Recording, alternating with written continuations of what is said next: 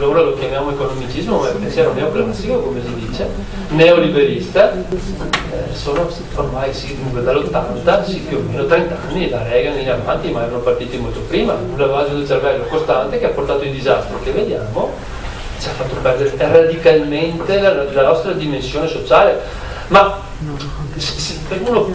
è veramente sconcertante il fatto che noi non ci rendiamo conto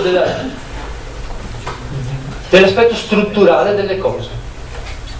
Cioè è stata modificata la struttura del nostro essere sociale e è stata resa funzionale al consumo. Io, ripeto, mi occupo di case, di mercato immobiliare, di queste cose qui, tante, di territorio. Ma pensate cosa vuol dire? Uno dice, se la famiglia, la dimensione media della famiglia si riduce anche di una minima frazione, questo innesca un'enorme domanda di abitazione.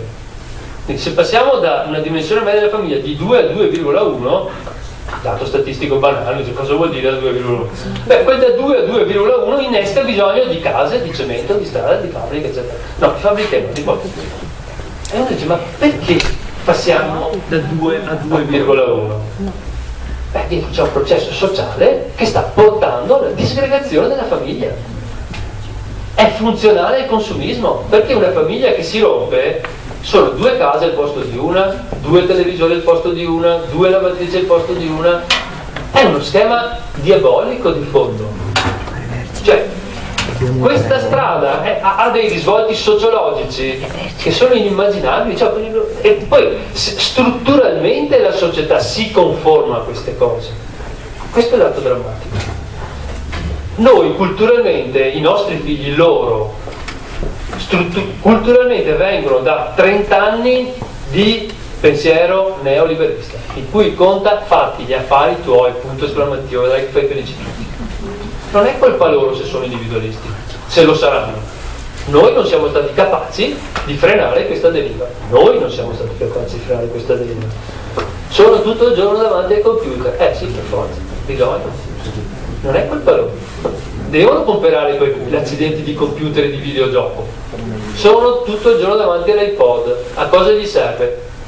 È funzionale il modello di consumo, loro stanno facendo il loro mestiere. Li abbiamo trasformati in consumatori, ci siamo trasformati in consumatori. Come potete capire non sono molto ottimista.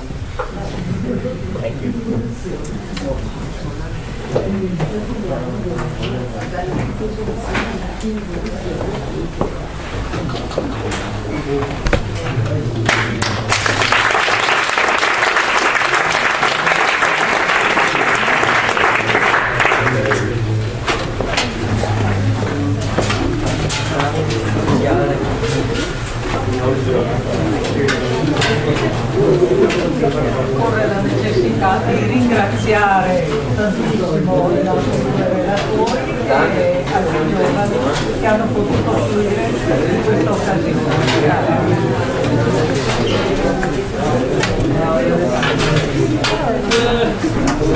Lei è onesta, anche se dall'aria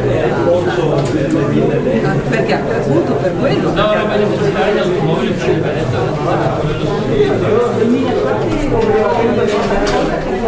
Avete un funzionario piccolissimo che non ci ha pensato.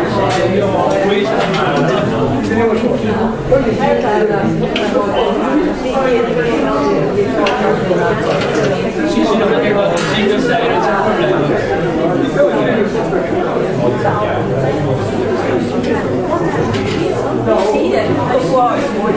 Scusatemi un momentino, arrivo subito, devo spegnere la telecamera. È la prima volta che mi sono trovata il tecnico e ha avuto un